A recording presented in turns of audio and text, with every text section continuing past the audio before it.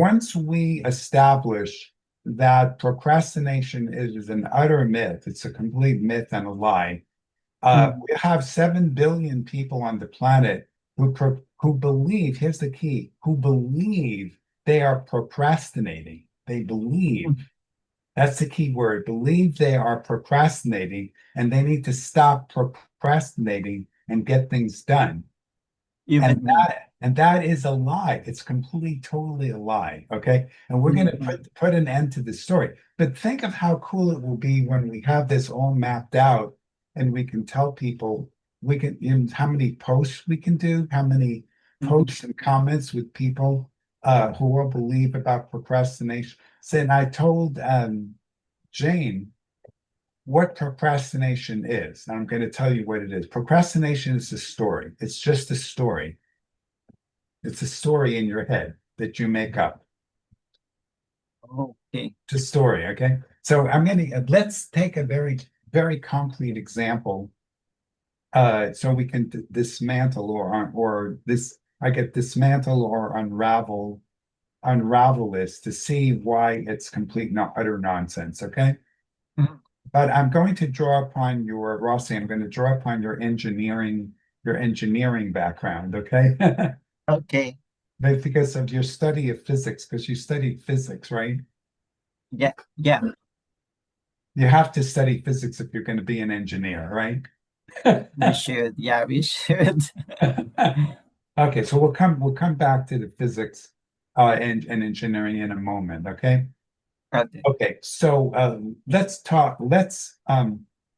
examine a typical story that somebody tells that relates to this topic of procrastination. You may be curious as well as like why I say this really silly thing that procrastination is not real. Okay. Yeah, I'm listening. Okay. All right. Okay. So what's a typical story? So the typical story is that somebody has a goal, something they want to get done in this week or by Friday, and they tell their family or they tell their wife or whoever, whatever, I'm going to get this done. And then they put it off and they don't get it done and they put it off and they put it off. And then one day they say to themselves or they say to somebody, I'm just procrastinating. That's their name they give it, right? That's their story. Okay. Oh, Okay. oh, All right. Okay. So now we're gonna unpack this. We're gonna literally just what do you call it? Um uh peel the onion. That's the expression, peel the onion. We're gonna peel the onion down to see what's actually really going on here. Okay. And I'm gonna call upon Jane because we discussed earlier today the topic of lying, of telling lies. And we established this 4 different types of lying, 4 different ways that people lie. Do you want to go over those 4, Jane? But just for the sake of our conversation, since you were already ahead of the class, you're ahead of the class because you've already gotten this advanced knowledge. Go ahead. Share with us about that. Okay, everyone. Okay, so so there are four forms of lying, as per Howard said. First is the partial truth. No, no, no, no, It no, no. No, the first one is just saying an untruth. Flat out. you want it in sequence. Oh, Yeah, sorry, I did yeah, not put it sequence. in Go sequence. from the beginning. Yes. Yes, go from the beginning. Yeah. Oh my gosh, I did not put it in That's all right. sequence. That's okay. The first thing is just saying something that's untrue. Something you know is untrue and you say it. It's Yes. untrue and you say it. That's one form of lying. That's the Mm-hmm. most obvious and the most basic form of lying. Okay. Now let's go on to the second one. What was the second one? Is it the withholding truth? Am I correct in that Yeah, sequence? yes, exactly. And we gave it a name. We call it the partial truth. The partial. Oh, so that's the Remember, partial we gave it a truth. label called partial truth. So telling some of Okay. the truth and withholding the rest. Yes. Okay. Okay. And now what's the third method of lying? Overlying truth. Am I correct? No, the third is saying This is nothing. not in sequence. It's no, the third is saying nothing when you know the truth but you don't speak and you don't say anything, that's another form of lying. Oh, And Oh, so that's the third. there are actually names for this. If you look it up, covert, overt lying, covert, they're names for it, but we don't have to worry about that. We'll just label them. One is just speaking the a total lie. The second is partial, telling the truth partially, which politicians do all the time. Politicians, all the politicians, all the time. They say part of the truth and they withhold the rest of it. Right? So they can spin. You've heard the term spin. Politicians spin. The media do this all the time. They spin. yeah. Take something they don't want the public to believe a certain way, so they spin it. What is spin? Means that they twist it and they emphasize one part that they want people to believe and they withhold the rest. So people never really get to know the whole truth. They only know part of it, so it gets distorted. So the perception of the public is a totally distorted idea. And the public that never really knows the truth at all. Okay? Yeah. Okay. So we got the third form of lying is saying nothing when you know the truth and you don't say it. That's the third form of lying. That's covert. It's covert lying. Okay. And now the final and most important form of lying. What's the fourth form of lying? Jane, Actually, the fourth one lie that I put here is the one that you said when you don't nothing but you say the truth. That is my fourth. no, Yes. you got it a little mixed up there. The fourth Yes, form of lying exactly. is when you don't know the truth. You don't know the truth. You see, the thing about it is Okay. when you don't know the truth, that's still a lie. It's still a lie. Right? So you can Yes. always say, I mean, again, politicians do this all the time. They say, oh, I didn't really know that. I mean, yeah, that was the truth 4 years ago, but I didn't know it. So you can't blame me for lying because I didn't really know that. It's still lying. It's still lying. Okay. It's still a form of lying. Okay. All right. Now let's jump into physics. You ready? Yeah. Okay. So what is the foundation in physics? Newton's laws of motion, correct? An object at rest tends to stay at rest. An object in motion tends to stay in motion at the same speed and direction unless acted upon by an outside force, correct? Wow. Yes. Okay. Wow. Okay. Okay. I also took physics in college. Okay. All right. So if and now you know what vectors are because you obviously studied vectors. I Vectors, formula, something like that. Yeah, right, okay. So if you have an object like a big rock, let's say a rock, you have an object, it's a rock, and it's heavy. It's a big rock, okay? And you have one force that pulls it in one direction to the right of a certain force, and then you have another force on the rock pulling it in a different direction, like straight ahead. What happens to the rock? What's the result of the rock? Where does the rock go? Does it go anywhere? Where does it go? Do you remember from your physics about this? Yeah, but I only remember about the I'll vectors remind you a like little. You magnet. have two vectors. You know what a vector is, a Yeah. force direction. One vector and Mag- another vector, right? And they're both acting on the object. Two vectors, two forces, right? So where does the rock go? It goes on a path, what we call the resultant of the two vectors, a resultant. So it's going to be somewhere in the middle where the rock goes because one is pulling to the right and one is pulling vertical. Ah, So the rock goes on an angle like over in the middle, like a 45-degree angle. It'll go oh. somewhere in the middle. Remember that? Mm-hmm. It's called the resultant of two vectors. Remember you studied vectors? And when you have two vectors acting at the same time, the resultant vector is computed by looking at the angle. Do you remember that? Okay, very basic. Okay. But here's the thing about human beings. I'm going to explain something to you that people don't realize. Human beings are just like a rock. They work exactly the same way. So human beings will tend to be at rest, an object at rest tends to stay at rest, right? But an object in motion will tend to move at that same speed. Okay. What are the forces that operate on a human being? Their mind and their emotions. So their mind and their emotions are the forces operating on the human being in exactly the same way as they do in physics. So it's the same as physics. Human beings operate the same exact way. If Oh, somebody pulls you one way and another person pulls you another way, well, you're going to wind up moving wherever the resultant of those two forces direction. are. Okay. All right. Good. Mhm. Okay. So you with me so far? Okay. Yes. Okay. So okay. So but when a person's unaware, so the person's unaware of the forces that are operating within them, they Mhm. fall into the example of, like we said earlier, of not knowing the truth or only knowing part of the truth. And so they're lying. They're still lying. So if a person says, I'm going to complete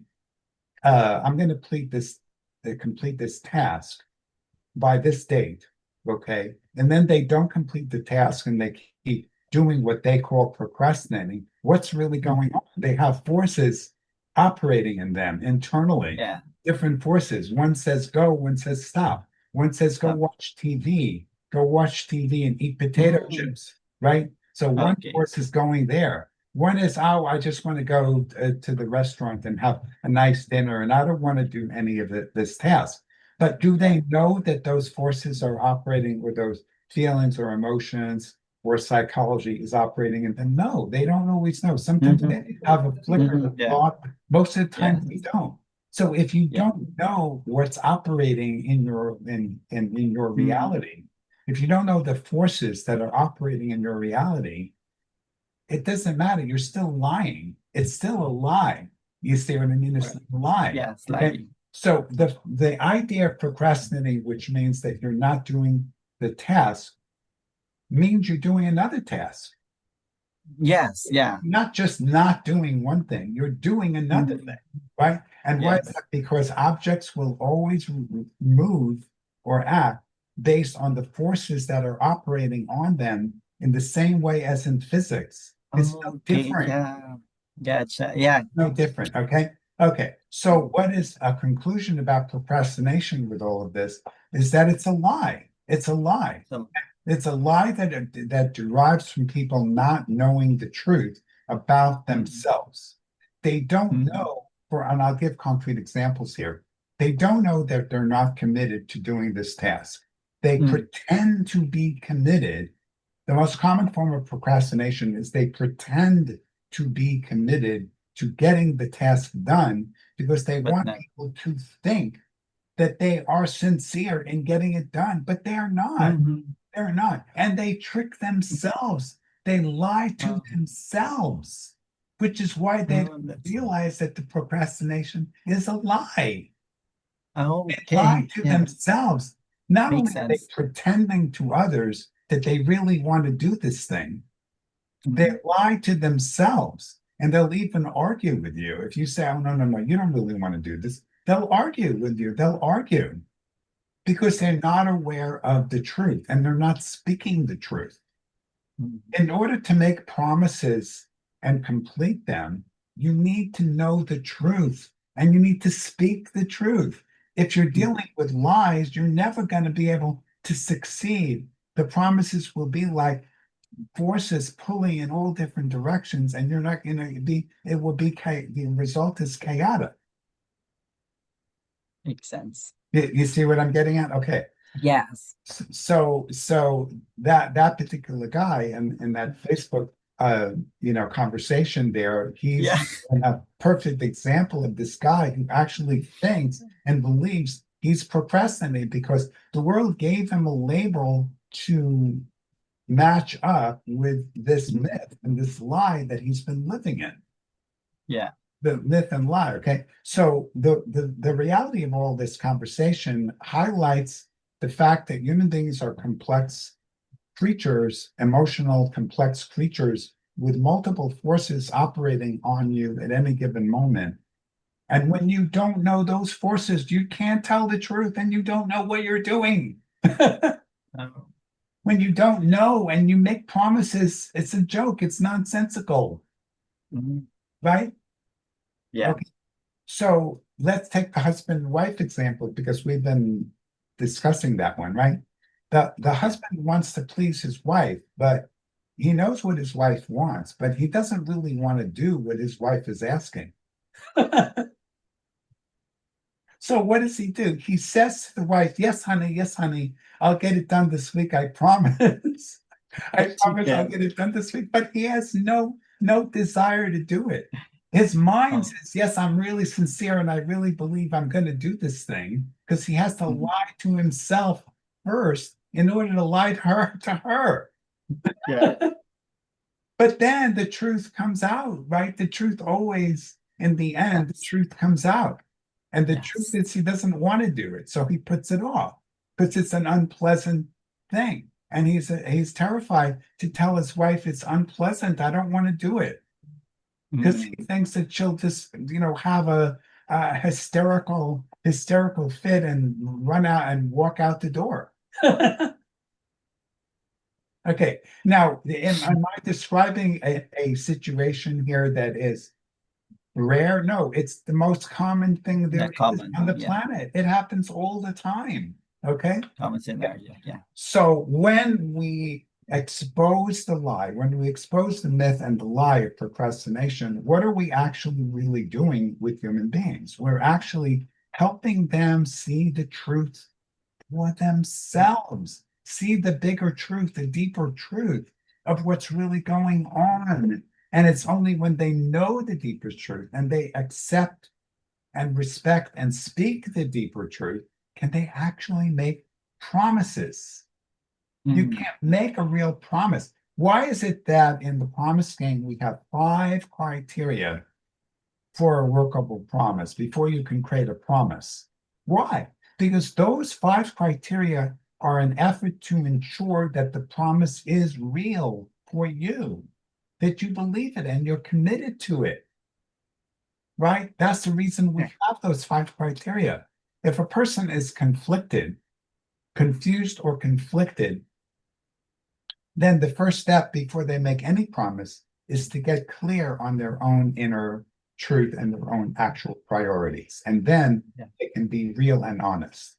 So you can see that the promise game has multiple purposes, not just productivity and results and success and getting more accomplished in life and like that. It's to get to the truth about yourself, which most people don't have and don't know.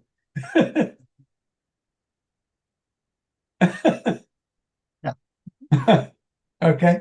So now if we create a series of posts, and we'll now jump into marketing. So if we create a series of posts that explain why procrastination is a myth, a lie, and a joke. It's actually all three. It's a myth, a lie, and a sad joke. And we get a whole array of people. No, it's not. No, it's not. No, it's not. No, it's not. And people actually defend procrastinating. I'm a procrastinator. Yeah. It's hilarious, right? It's hilarious, Yes. right? But we Yes, we exactly. peel the onion and then people start to realize it, okay? Which is now you know Okay. why I made the offer to that guy, on Yes. Facebook to meet Yeah. So meet yeah, makes sense. Okay. Okay. Yes. Okay, And but there's a wonderful synchronicity about this Facebook interaction. I'm not sure if you can see that. You know what I mean by synchronicity? no. Well, something that seemingly happens by coincidence, but it's not. Oh, like something that we did, we're doing. Something that seems to happen by coincidence, but it is not a coincidence. Yeah. It's by design. The universe is Oh. always working and never stops doing what it does. Oh. Yeah. What's the word? Okay. The universe never stops doing what it's doing. What is the one thing the universe does nonstop? It's the law of attraction, where the things that are Law of attraction. each other are drawn together, and the things that are dissimilar are pushed apart. That's the one law of the universe. And what is my big joke about that thing? My biggest joke is the law of attraction never takes a vacation. Yes, yeah, because It never takes a vacation. It never stops. It's like gravity doesn't stop. It doesn't decide if you're, a good guy or whatever, and we'll just halt gravity for now. Gravity always works the same, unless, of course, you're in some sort of, you know, unusual energy field, or you're inside a sun or a black hole in the universe, right? black hole, yeah. A black hole, right? Okay, but you get the idea. So we have the ability here to blow people's minds on so many different levels in our marketing approach to procrastination, just as one single topic where we can blow people's minds and pull them right into the promise game to show them how they can not only end procrastination forever, which is a joke, they can just end it. They can learn the truth about procrastination so they can stop telling this silly story, making up this story all the time. They can learn the truth about themselves, with really the truth inside them. They can honor the truth, speak the truth, respect the truth, live the truth. Okay. Well, if you don't live the truth, you can't do anything in life. You're dead. You can't go anywhere or do anything until you know the truth and you speak the truth, right? And if there is a conflict, so let's say the husband that we spoke about earlier with his wife, he joins the promise game because he notices that he's not keeping the promises he's making with his wife. And he's baffled. He's really puzzled and baffled because he believes he's sincere. He believes he's really sincere when he promises to his wife it's going to get this done. Right. So he joins the promise game. And the first conversation he has with Anna, what happens? He starts to see that he hasn't been telling the truth to himself. To himself. Yeah. Right. And so then as he starts telling the truth to himself, his whole reality, his whole made up reality, it dissolves. And now he has a new life for himself. And then he can tell the truth to his wife, and they can have a new life together because they're basing their relationship on the truth now. Oh, another life. And very oftentimes in these stories, like when people go into couple counseling and one person says the truth finally, then the other one will say, oh, sweetheart, I would never have asked you to do this. If I knew you didn't really like doing it, I would have never asked you to do it. Yeah. So you see, the truth does set you free. The truth always sets you free. And when the truth is complicated, then it's complicated. So tell the complicated truth. Tell the truth that part of you feels one way and part of you feels another way, and another part of you feels a third way. That's okay. You're a human being. You're complex. You have a lot of parts, a lot of voices, a lot of emotions, a lot of thoughts, a lot of beliefs, and you can honor all the parts. When you honor all the parts, then you can start to make sense of it. And you can then find what is congruent. That's the magical word that we're leading up to here, congruent. So what is congruent? You studied geometry in high school, right? Did you study geometry in high school? Did you learn about congruent triangles? Did you learn about that in high school geometry? Sai, did you take high school geometry? Of course. Do you remember congruent triangles? Congruent triangles is the two angles You have two different, like triangles, same. and you can overlay one on top of the other, and there will be perfectly aligned. Rectangle. Equals. Okay.